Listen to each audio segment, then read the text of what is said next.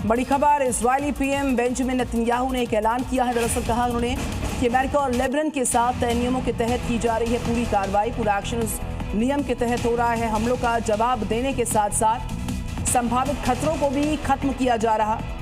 पिछले कई हफ्तों में 46 आतंकियों को मार गिराया गया, ये कहा गया। नेतन्याहू ने कहा कि इजराइल अमेरिका और लेबनान के साथ हुए समझौतों की शर्तों पर ही काम कर रहे हैं। इस बयान का मतलब है इजराइल अपने नॉर्थ बॉर्डर को सुरक्षित रखने के लिए कार्रवाई जारी रखेगा। इजरायली डिफेंस फोर्सेस पूरी तरह से लेबनान में एक्टिव हैं और सख्त कार्रवाई भी कर रही हैं, बल्कि हिजबुल्लाह की तरफ से खतरों को देखते हुए हमलों का मुंह तोड़ जवाब भी देगा। नेतन्याहू ने बताया कि पिछले 2 हफ्तों में हिजबुल्लाह के 46 लड़ाकों को मार गिराया है, क्योंकि हिजबुल्लाह लगातार समझौतों का उल्लंघन कर रहा है, जिससे इजराइल के इलाके में खतरा पैदा हो रहा है।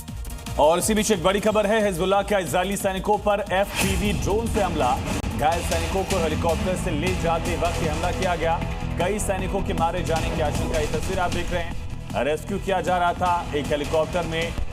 उत्तरी इजराइल के पास संघर्ष क्षेत्र में हुई इस घटना का वीडियो सामने आया है, जहां हिजबुल्लाह के ड्रोन ने IDF सैनिकों के काफिले को निशाना बनाया।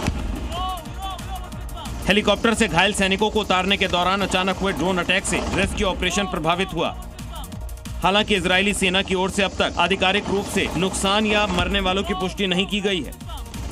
क्षेत्र में तनाव और सुरक्षा अलर्ट बढ़ा दिया गया है।